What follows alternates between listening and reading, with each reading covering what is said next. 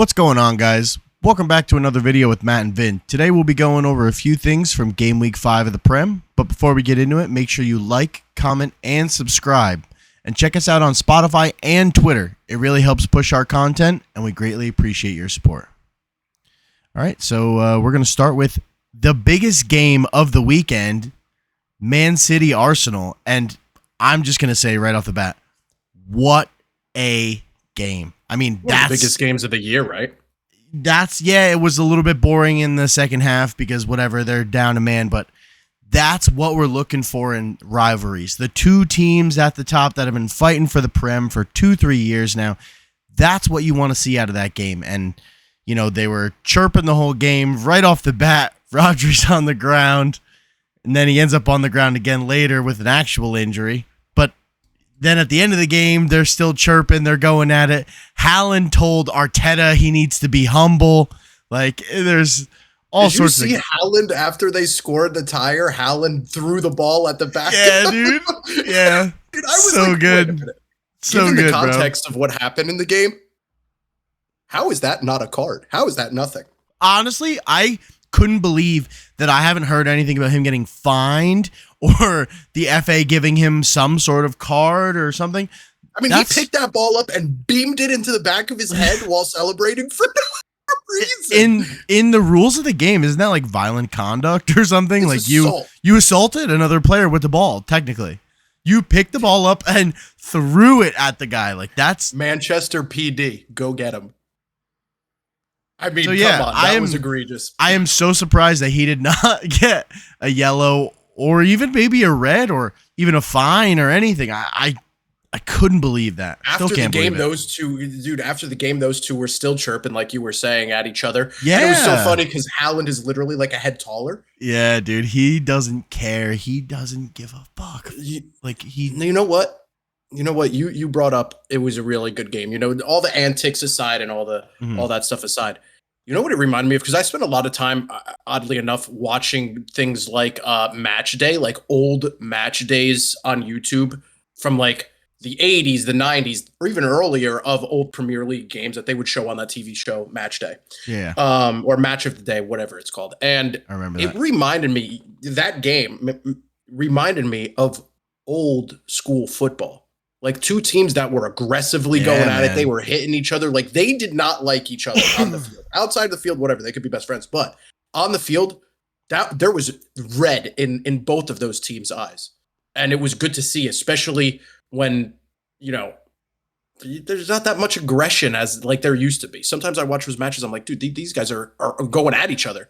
You saw that a lot at the Arsenal game, and it was good to see. And I'm pretty sure the game was at the Etihad, and for all those people that say the Etihad's dead, like that game, I understand it's against Arsenal, biggest game of the year. They only played twice, blah, blah, blah. But like, dude, that place was rocking. I mean, the fans were going nuts. Like it was good TV. I mean, it was fun to watch. One thing I really want to touch on though is just Haaland in general, because he gets so much hate. I want to say it's not hate. I mean, like people watch his play and they say he's not as good as they think he is. Dude, the guy has like 11 goals now after that, 10 or 11 goals. And yeah, he's already in double digits. Dude, like it's honestly insane. If this was anybody else, everyone would be like, "Oh my God, look at this!" But we're numb to it because we just expect it because of his first season. I mean, he just broke 100 goals as well in like 105 games or whatever. I think that beat Ronaldo's record for like the fastest young player to get to 100 goals. I could be wrong, but I believe that's what I heard.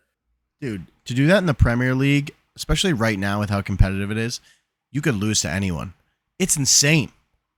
Like, honestly, I think he is underrated still. As good as he is, like, he is insane. And yeah, he isn't like the best all-around striker, but he is the best in the world at what he does. And man, when they put the ball on a platter for him, that dude always finishes. I do want to say one thing to piggyback off of something you said.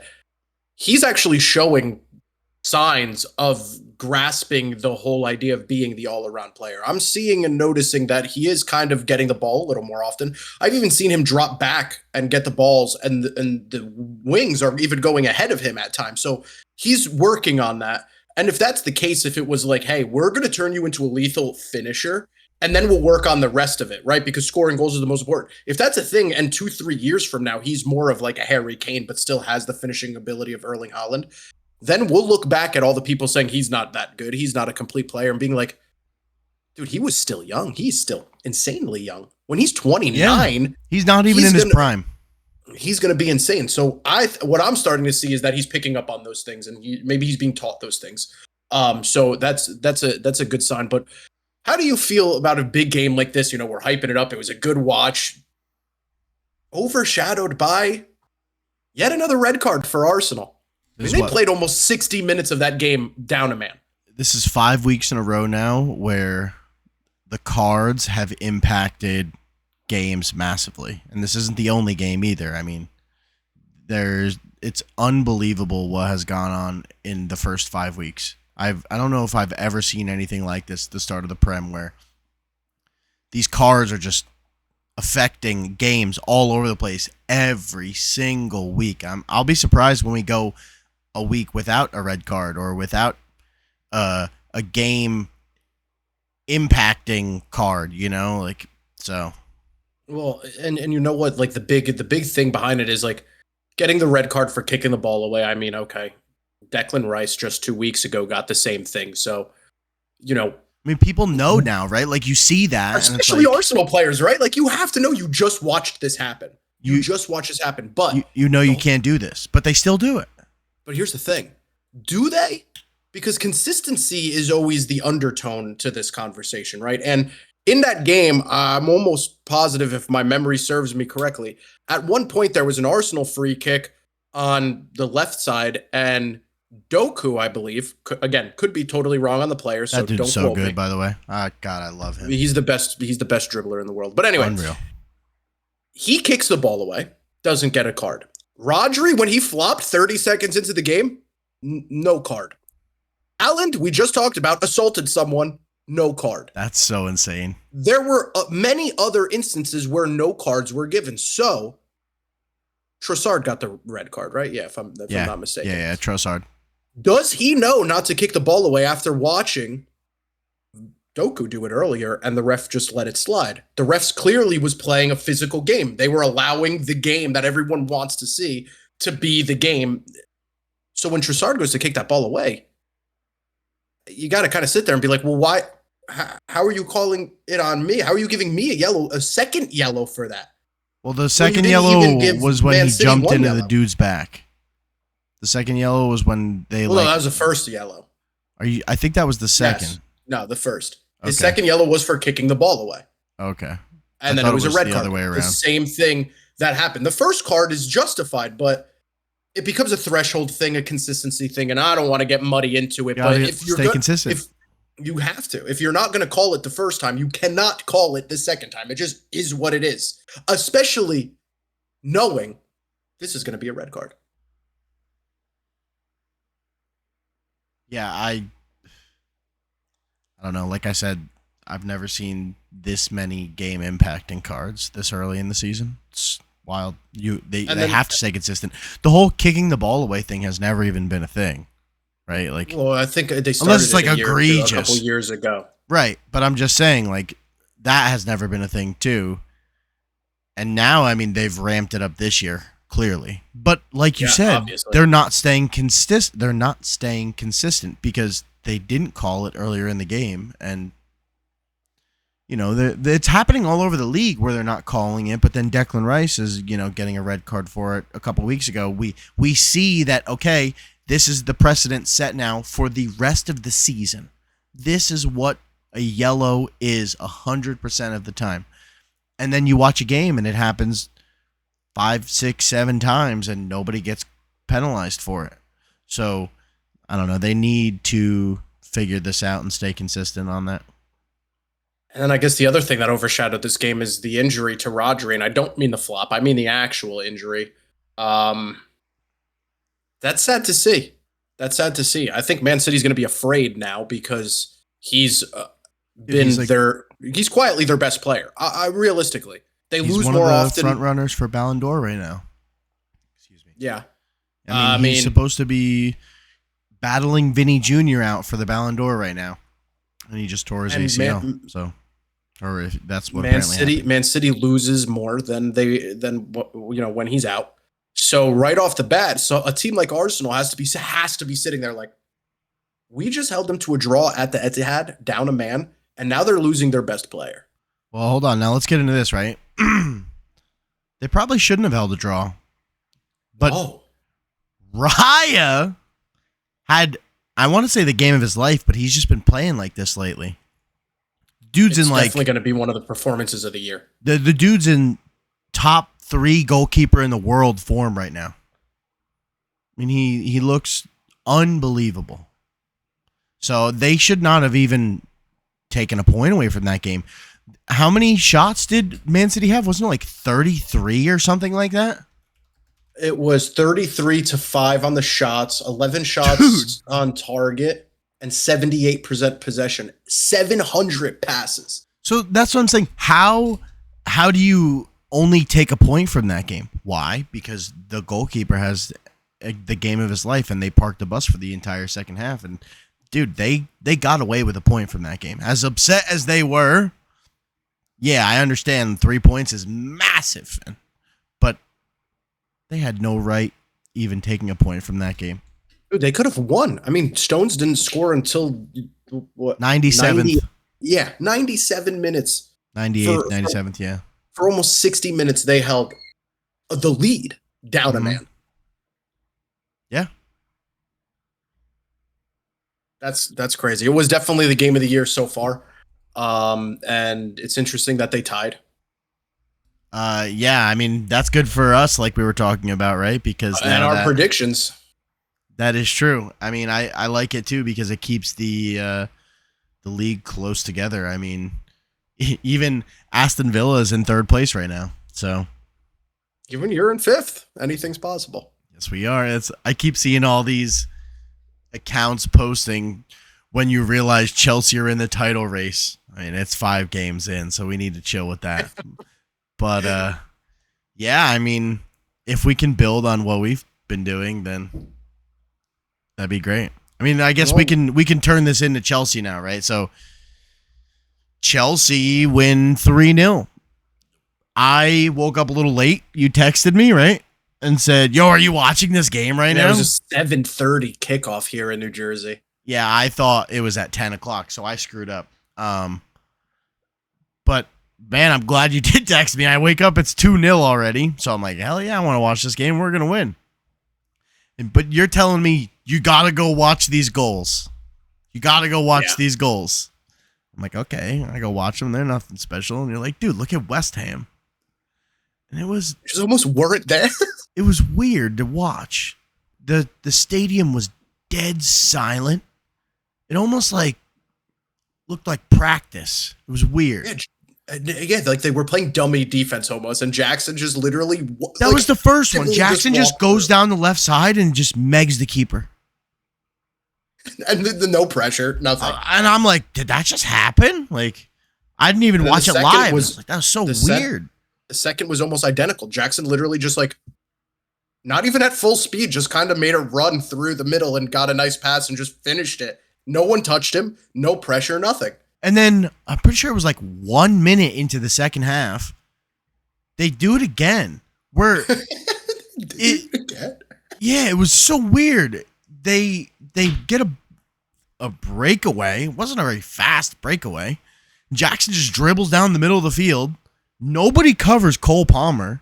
And he just passes it to Cole Palmer. And Cole Palmer does Cole Palmer things, you know? So, I mean...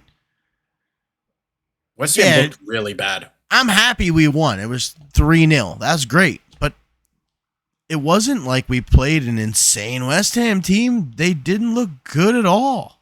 They barely looked like they were playing. The game was more about how bad they played versus us playing good. They had like a couple moments, I guess, but the overwhelming majority, they just didn't look good. You put it perfectly. It was a weird game to watch on TV. Very weird. And how quiet, I can't get over how quiet it sounded at some points. That would not be a game that I'd be like, hey, you want to get into soccer? Watch this game. Yeah, we won 3-0. Usually it's like, 3-0, it's a banger. They killed him. I mean, yeah, we did kill him, but they killed themselves. They killed themselves. It was over immediately. Yeah, I have no idea what was going on.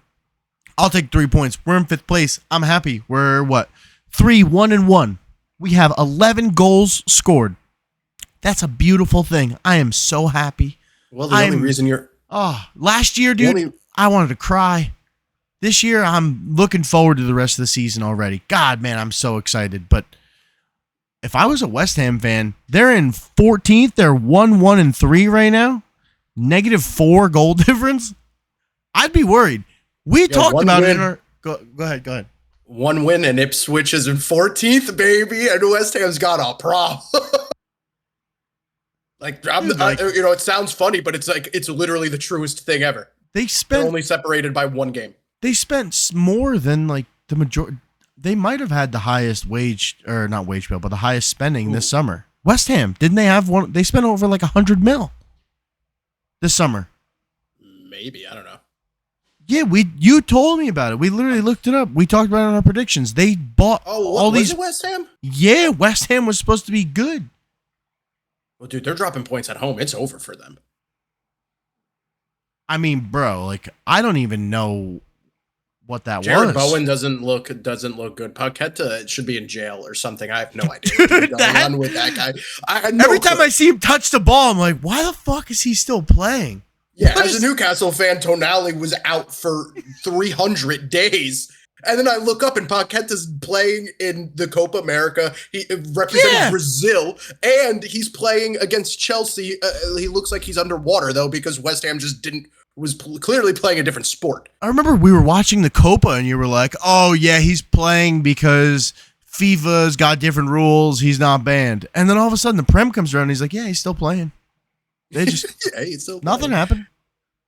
So I have absolutely no idea what's going on with West Ham. They're not looking good, and their team should be playing much better.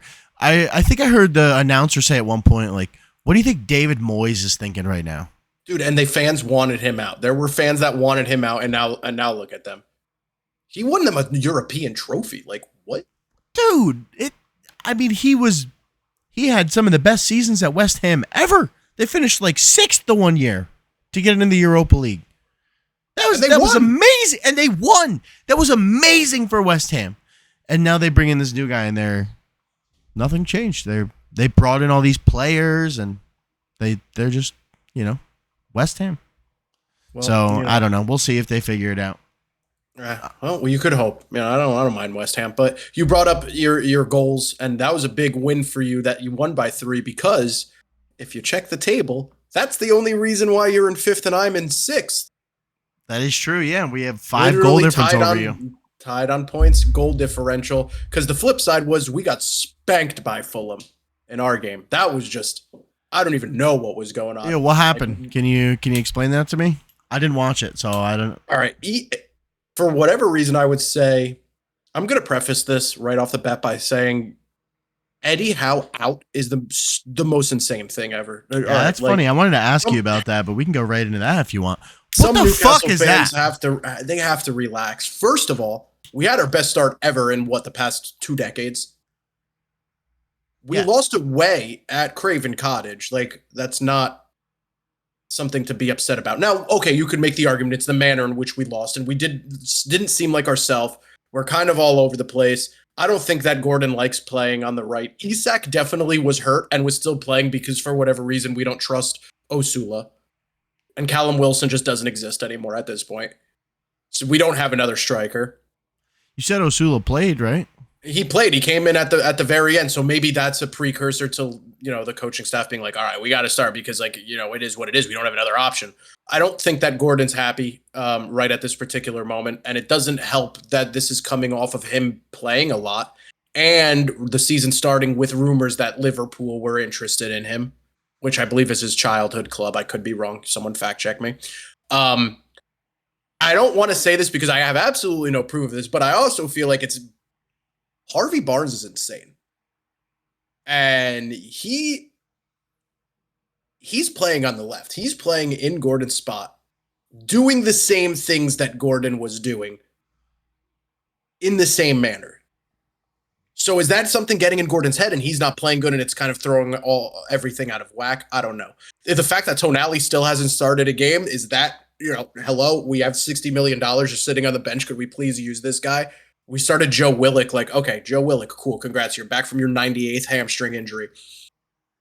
Tonali is a starter. It should be Joelinton, Tonali, and Bruno. I don't know why we're not doing that. Our defense looks terrible. Trippier started. I don't know why. I guess because he's complaining that he's not playing enough. Livermento's just better. Sorry. We need center backs. We've been lucky. I just told you off stream before. We've been lucky to this point that we haven't lost. And I feel like it's almost like people are like, Eddie, how we could be doing better because we didn't lose those games. And everyone was so hyped on the resilience and we came back and we win from, parts unknown. We won when we were down a man, like people, I feel like a lot of Newcastle fans got so hyped up in that, like, this is the championship spirit. You bring it up all the time. Winning those games you're not supposed to win is what separates champions from second place. The reality is we should have already lost one, maybe even 2 games at this point. We didn't play better or worse than we have previously. Fulham just capitalized very well. And they made us look silly at times. Raul Jimenez, right, that's their striker. I don't think I'm getting that wrong. Yep, no, you're right. He's busted. He made us look like Swiss cheese. He's very good. Fulham beat us. Mm-hmm. That's just like they beat us. We did not look good. I think there's tension in the front office with Howe and the executives. I think there's tension with Gordon. I think there's tension with Trippier. I don't know how I feel going into this Man City game. Man City doesn't have Rodri and it's at St. James and it's a statement game. So I have 2 things I want to touch on. Harvey Barnes, he started, correct? Yes. How long did he play? The whole 90 minutes, if I'm not mistaken. Did he really? Okay. How did he look at the end of the game versus the beginning of the game? Fine. He did look, because remember he played the whole first half and he scored 5-10 minutes into the second half. So we're talking 60 minutes and then he just got his goal. Okay. So I remember I was telling you I thought he was better coming off the bench than actually starting because he just lights people up. Like, he's so fast and skillful, when he comes in like the 60th, 70th minute, I think at that point, Anthony Gordon has run their fullback into the ground and he just lights people up. But what you were saying with, why I brought that up is because you're saying Gordon doesn't like playing on the right. Why can't Barnes play on the right? Have they tried that? They switch. So for a while, like the game started Barnes on the left. And then I think it was like for 20 minutes. And then they switched. So Gordon was on the left for like 20 minutes. Then when the second half started, we went right back to Barnes being on the left, and then he ended up scoring. Right. So there's been a rotation between the two, if that answers your question, but I don't recall Harvey Barnes starting on the right. Or even coming in on the right, because whenever he came in, he always was for Gordon, who was on the left if Harvey Barnes isn't in. Yeah. Okay. And then my second thing was, you remember 2 seasons ago when you finished 4th, right? Mm-hmm. What got you your 4th place spot? I have an answer. I'm more asking you, like, what do you think it was? I think that there was built momentum, like momentum was building. Mm-hmm. And we were playing as more of a cohesive unit and more people were bought in because the results were clearly showing. I don't know if that same desire is there that it was when we were at the bottom of the barrel working our way up to fourth. Almadon also went off early in the season, and that probably lit a fire. Almadon went off. We also were a little more stable in the back. We were more certain in the midfield. We have a lot of midfielders. So you just said you were more stable at the back. That's what I was going to get at. You had one of the Botman best Shar, not defenses to cut in the you off, league. I'll let you go, but Botman and Shar, that's what we need. I don't know, Botman might not exist anymore. I have no idea. But that's what we need. Dan Burn and Shar is just not cutting it at all. No. We should do Kraft and fucking Dan Burn shouldn't even be starting. Dan Burn should not be playing. Well, we don't have another center back. That's the whole issue. I know. I'm just saying that, right? Like, he shouldn't be playing.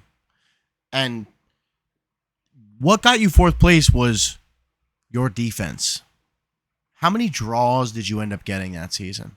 Like 14, I think. That's what I'm saying, right? So your defense got you so many points that season. And you just lost 3-1 to Fulham. They're not getting you any points there. You know, you shouldn't be losing 3-1 to Fulham.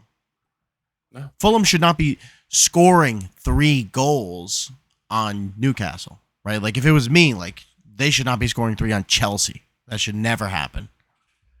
You know, like Man City, Arsenal, their defenses are world class. They should never be losing 3 goals to Fulham. And that's what you and I are both trying to do here, right? Like, and you did do that 2 seasons ago. So I don't know if Sven Botman is the answer, because you don't have Sven Botman. That's the problem. I'm sure it goes a lot deeper than that, but I'm sure that would make a massive difference. Yeah, he's a world class center back when he's in the game. Yeah, he changes our entire team dynamic, but he just can't stay on the field. And having a center back that can't stay on the field, consistency is the worst possible thing for a team. Trippier was also arguably the best right back in the league that season. So that was another thing. You don't have world-class fullbacks anymore. You had one then. So I don't know. I really think it's your defense, personally. You brought up Tonali. That's fucking insane to me. I mean, maybe it's just Eddie Howe being Eddie Howe. We've seen him do this before where he's, kept players on the bench for a prolonged period of time to let them fully readjust. Pep does it too. To things. Foden came off the bench yesterday. Phil Foden, player of the year last year, came off the bench yesterday. Yeah, so I don't know what that deal is, but, I just wanted to end it off with this because I did want to touch on one other game real quick.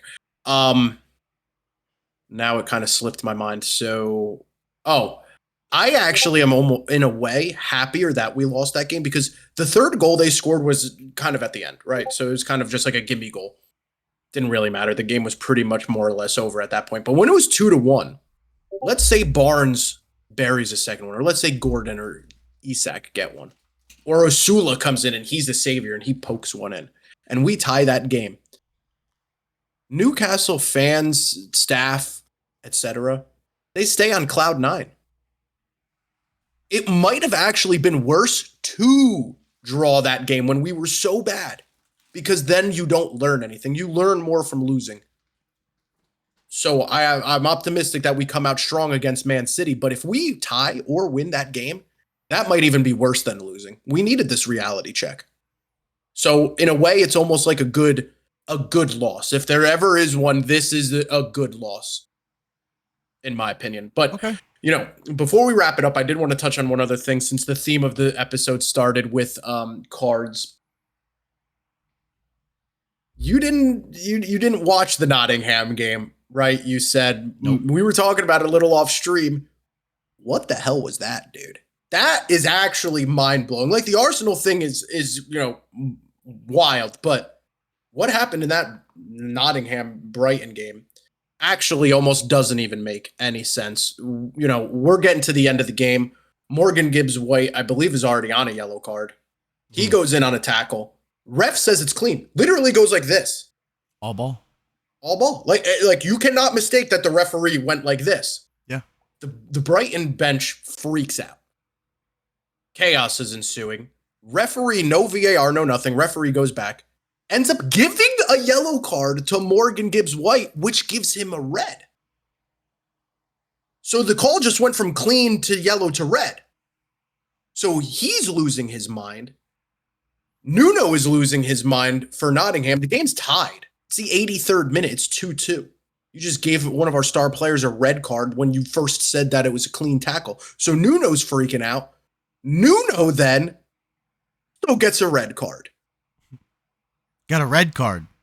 Straight red. Straight red. The ref also gives Brighton's coach a straight red card. I didn't know it was straight reds. That's insane.